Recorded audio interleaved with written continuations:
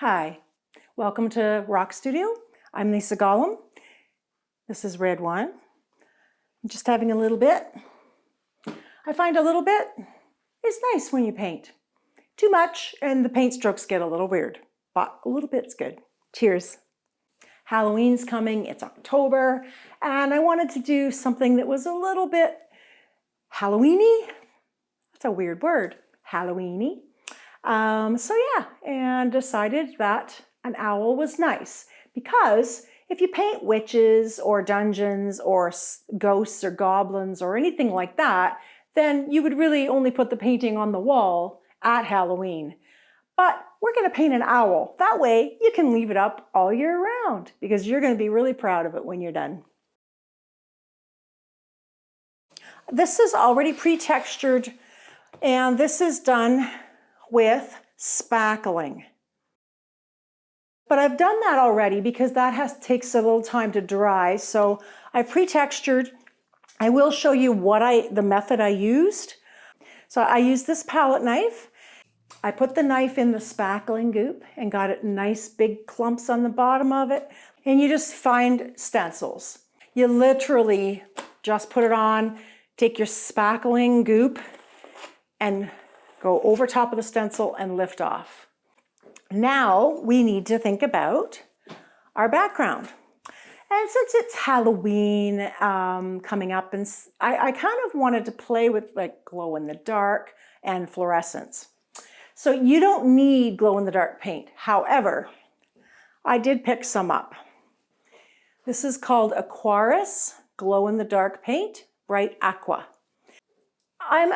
You've probably picked up on this, I'm very experimental. So I will share with you weird things and then you can just do normal things. It's okay. So I bought these products.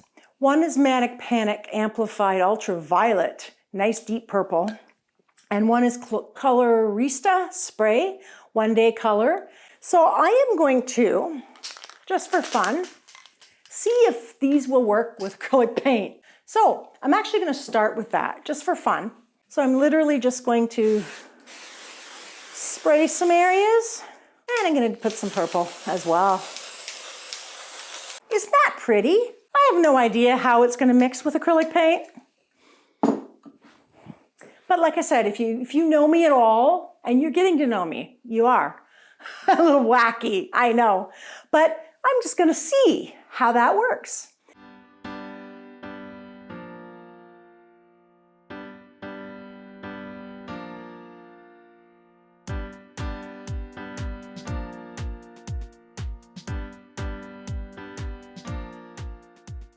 So I'm going to take this fluorescent yellow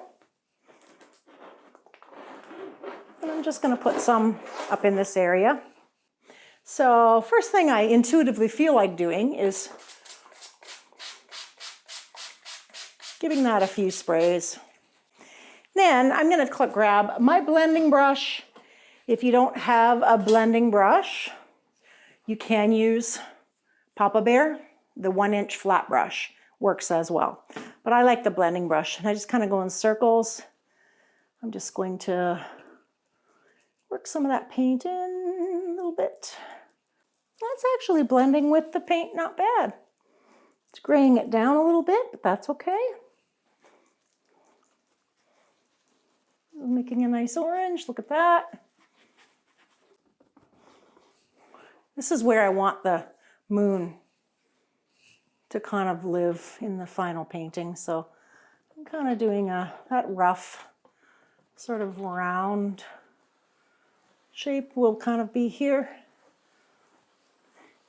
Now, because the spray bottle is one of my favorite techniques, I'm actually going to do a little more spraying over on this side as well.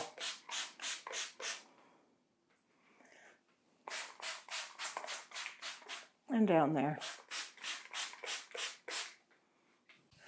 So now what I'd like to do is mix a little turquoise because I can. I'm thinking I'm going to put some turquoise down here.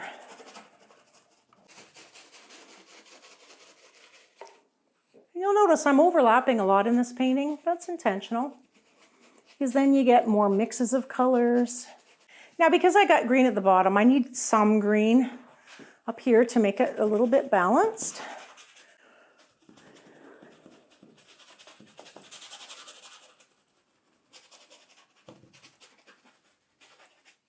Now, I don't want the yellow and the turquoise to be sudden, so I'm just going to go a little bit round and round and back and forth with my fingers. I'm going to put some actual fluorescent orange. Oh, isn't that glorious? Look at that. Isn't that cool? So you just kind of bring all these colors in together, and it's just like a beautiful tapestry. See how much I'm just playing? Like I really am just playing. And you can use your hand to reclaim some of that circle. Look at that, so cool. We never like intentionally painted a moon. It just kind of is happening, isn't it? Nice. Of course, I can't just have orange on one side. I've got to have a little bit. You don't have to have a lot. Like when you balance, it doesn't have to be symmetrical. In fact, we very rarely go for symmetry.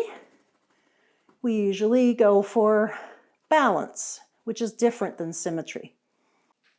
Before I go anywhere, I think I want a little bit more orange in the actual moon.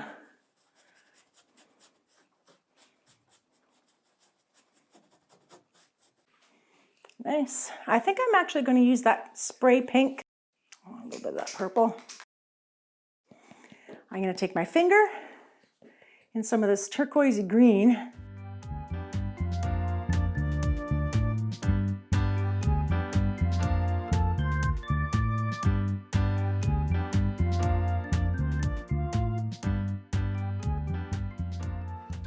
Me and my spray bottle. I just love how this happened over here, so I just think I want a little bit more of that.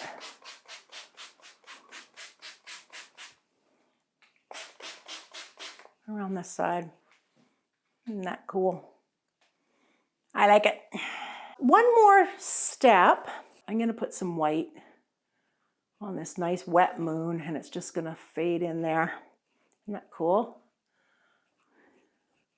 So I'm kind of going in semicircular sort of motions with the white.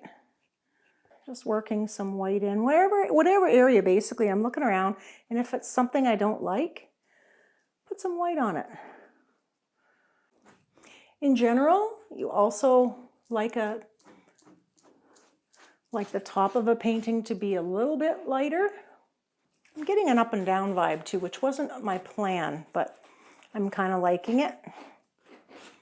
This area isn't something I love, so I'm going to put a little bit of white here as well. This is what you get used to, and you just have to learn to feel a painting.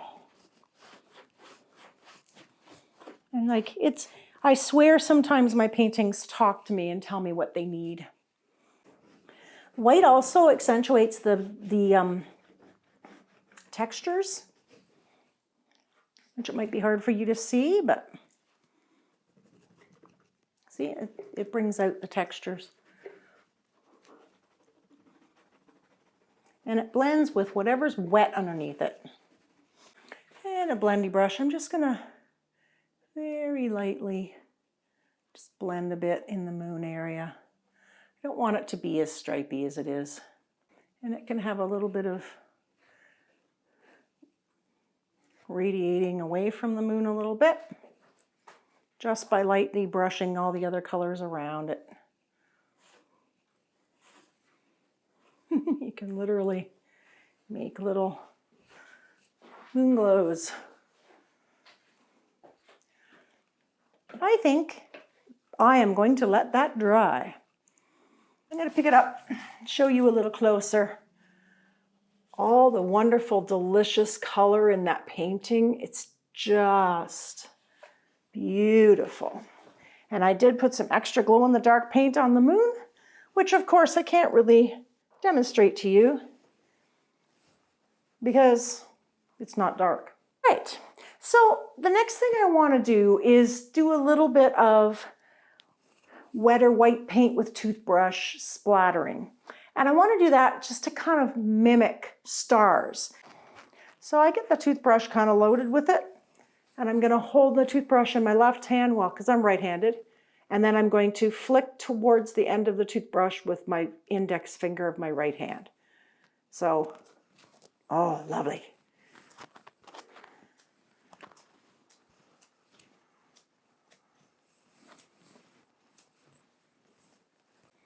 All right, so took a quick break to go get my owl. This is approximately the position that I want my owl to be. You will notice that I did draw an owl and I cut it out. So I've got my little owl, I wanted him a little menacing, so I hope I got that effect of him being a teensy bit scary. Because, you know, Halloween's coming and we want to be so scared. It's just a huge oval, a smaller oval, but not too small. He looks a little bit like a bug. So, you know, he's a little bugger. So I'm just going to take a pencil and roughly sketch around this cardboard.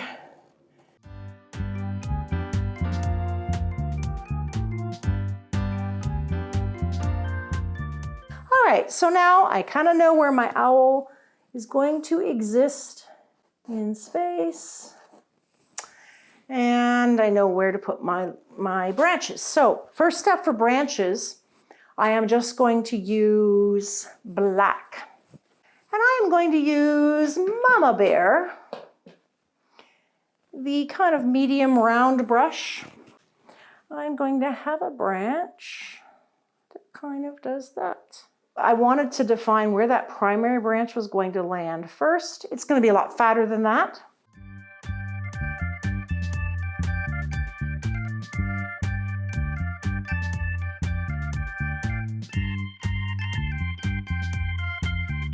There.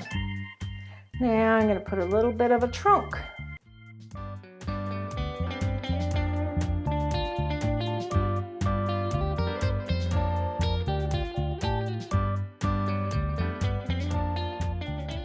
I'm going to put one major branch going kind of up around. And again, this is on purpose to kind of lead the eye again to the moon. There's always a method in my madness. Trust me, there is.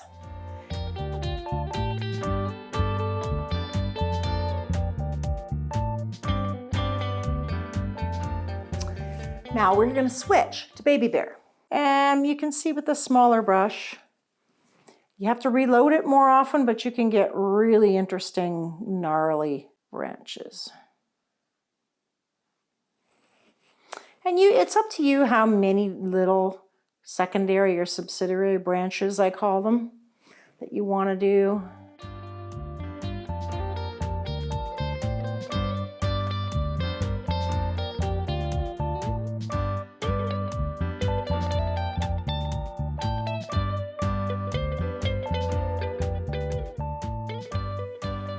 If you really want control, put your hand closer to the metal part of the brush. Get that tip nice and spun in spin it nicely in your paint. And then you can anchor your paint, your finger, your hand with your butt of your hand or just your pinky, depending. And you can literally use this like a pencil and see how fine a detail you can get when you do that. It's pretty incredible, actually. So obviously I'm not pushing very hard on this brush at all.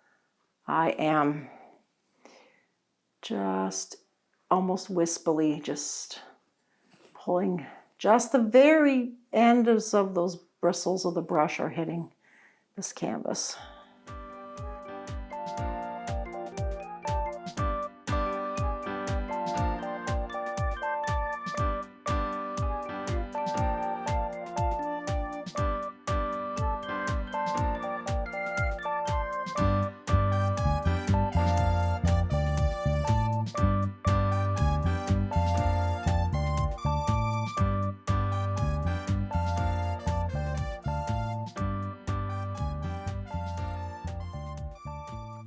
So now, before your tree dries totally, I already have black and white on my canvas. I'm just going to pull some white into this black, just nicely.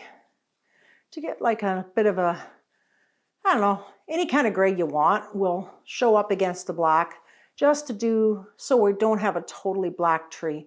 I'm going to stick to Baby Bear, I think, just to do this. Now, the light from the moon would shine on mostly the tops of the branches rather than the undersides. So I'm going to not just outline the top edge of the branch, but I'm just going to kind of scrub or scribble, if you will, because it's bark, so it's rough.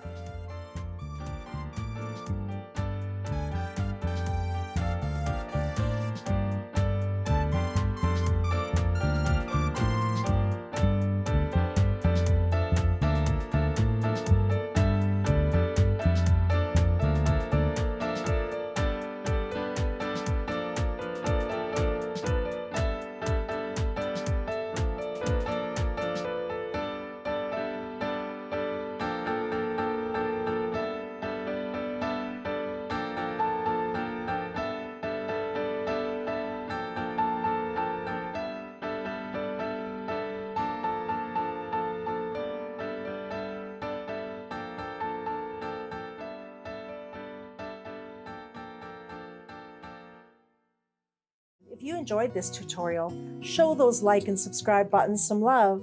See you next Tuesday.